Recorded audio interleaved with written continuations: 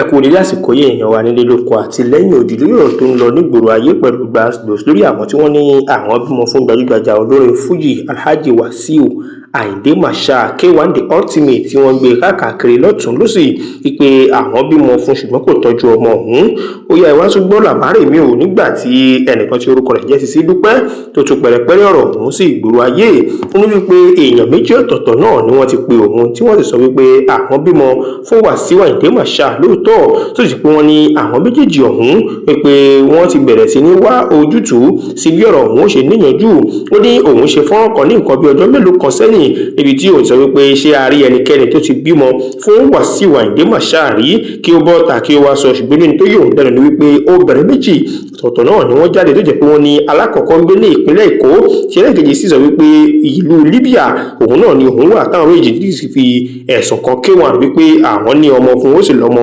lọ́dọ̀ àwọn.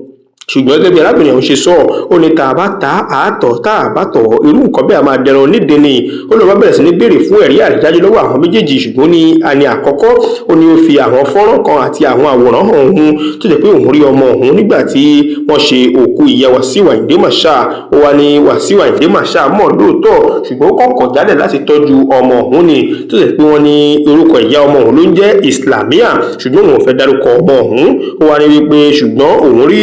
fún àwòrán ọmọ tí òun mọ́wọ́ tí òun mẹsẹ̀ yìí ní ìgbà tí òun rí àwòrán òun pé òun gun òtí ẹ̀ tí ìmọ̀ bí òun ṣe fẹ́ jẹ́ pé òun ṣì wà confused. Ṣùgbọ́n kí wá ní tó lè fà á tí K1 The Ultimate fi tọ́jú àwọn ọmọ ìpẹ̀lú adúrú owó tó ní oníbèrè tí òun bèrè òun rèé, ṣùgbọ́n ó ní ẹlẹ́ẹ̀kejì yẹn ó ní kò ì tí ì fún un ní ẹ̀rí àrídájú bóyá fọ́nrán àbí àwòrán tí ó fìdí múlẹ̀ tí òun rí mọ̀ pé lóòótọ́ ló ń sọ àbí irọ́ ló ń pa. Ó wá ní òun fi àsìkò ibẹ̀ Wasiu Ayinde Marshal pé kí bàbá dákun kó tó di wípé yóò jù kó tó di pé bọ́ kí ó tọ́jú àwọn ọmọ yìí pẹ̀lú àsìkò tí ó wà yìí bí owó ṣe wà tí ọlá sì ń bẹ pẹ̀lú ipò, nítorí wípé àwọn ọmọ ẹni náà ni wọ́n pè ní ọjọ́ ọ̀la ẹni. Ó yá ká bọ́ sínú comment section lẹ́yìn ìgbà tí Sisi Dúpẹ́ sọ̀rọ̀ tán. Rónkẹ́ Àyùbá ní báwo la ó ti ṣe èyí Ọlọ́run gbà wá lórí ọ̀rọ̀ ọmọ bọ̀ wá lé lójoojúmọ́ yìí, bàbá gba ọpẹ́ wa lórí ọ̀rọ̀ àwọn ọmọ náà. Bákan náà ni Ọláìtàn Ọládékan ní kò kàn mí nítorí wípé n tó bá wọn ní kọ́lọ̀ rẹ̀ yanjú ẹ̀. Bẹ́ẹ̀ ni Adéọlá Tiwaládé Samuel ló ní wípé Alhaji Wasiu Ayinde Marshal K1 The Ultimate aka alias ọlọ́pàá ṣúgà òun ló kọ síbẹ̀ ó wá ní wípé ibi tí ṣúgà bàbá tí wọ́n ti fi jagun dénú ayé pé Ọlọ́run nìkan náà ló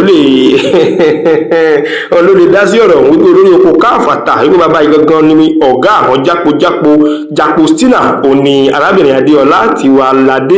òun lóyìn ìtòhùn fi sí comment section. Adéọlá Kíkẹ́ lọ́mọ Johnson ó ní wípé gba àwọn aráàbí kí wọ́n fi arákùnrin ọ̀hún sílẹ̀ kí àwọn obìnrin ọ̀hún náà jẹ́ kóhun fúnra rẹ̀ gan kó sinmi kọ́ lọ tọ́jú ọmọ wọn, torí ọ̀pọ̀lọpọ̀ ọdún yìí náà la gbọ́ pé ẹ̀rí tẹ́ẹ̀dì fún baba lọ́wọ́ ara yín tí kì í ṣe pé yóò dídì ìwú baba gangan náà pẹ̀lú ọ̀sẹ̀lẹ̀sẹ̀ wèrè tí ò ní ibu èèyàn wèrè èèyàn wo ló gbádùn tí ó gbé titi ẹ̀ sílẹ̀. Bẹ́ẹ̀ Joshua Ọlátúnbọ̀sún ní pé K1 is a music producer update on board baba you are doing well. Ìdòwú Sulaimon Rabi ó ní pé if truly K1 is your father means you are in the best position to call or do the needful at the right time. Bákan náà Ridwan Lateef ó ní pé na stinginess